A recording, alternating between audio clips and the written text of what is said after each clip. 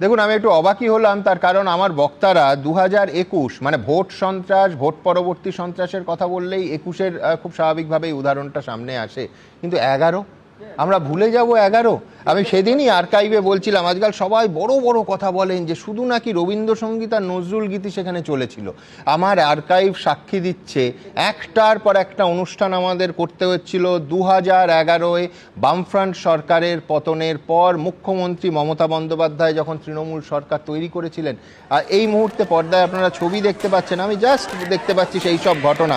দুর্গাপুর, দাঁতপুর, গোঘাট সহ বিভিন্ন জায়গায় সিপিএমের নেতাকর্মীরা আক্রান্ত হয়েছেন।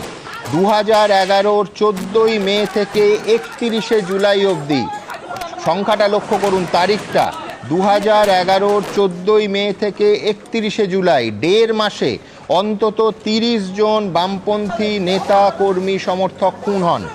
আহত হয়েছিলেন 2084 জন। আবার বলছি, খুন হন অন্তত 30 জন, আহত হয়েছিলেন 2084 জন। অনেক ক্ষেত্রে বিস্ময়কর অভিযোগ যেটা উঠেছিল যে হাসপাতালে নিয়ে যাওয়ার ক্ষেত্রে বাধা দেওয়া হয়েছিল। হাজার হাজার বাম কর্মী সমর্থক ঘরছাড়া হয়েছিলেন। প্রায় 2000 সিপিএম কর্মীর বাড়িতে লুটপাট এবং আগুন দেওয়া হয়েছিল, এবং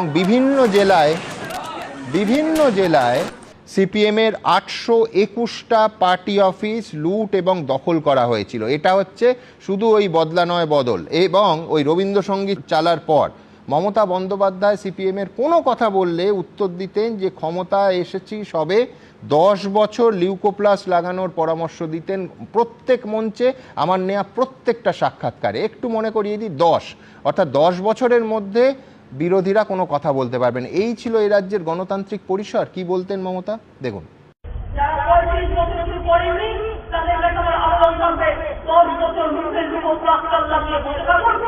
দেখুন, এই ছবিগুলো দেখানোর, মনে করিয়ে দেওয়ার দুটো স্পষ্ট কারণ আছে। এক হচ্ছে, যারা বলছেন যে 11-র পর শুধুমাত্র মিষ্টি বিতরণ হয়েছিল আর রবীন্দ্রসঙ্গীত আর নজরুল গীতি গাওয়া হয়েছিল, তারা একেবারে মিথ্যে কথা বলছেন, স্ট্রেট মিথ্যে কথা বলছেন।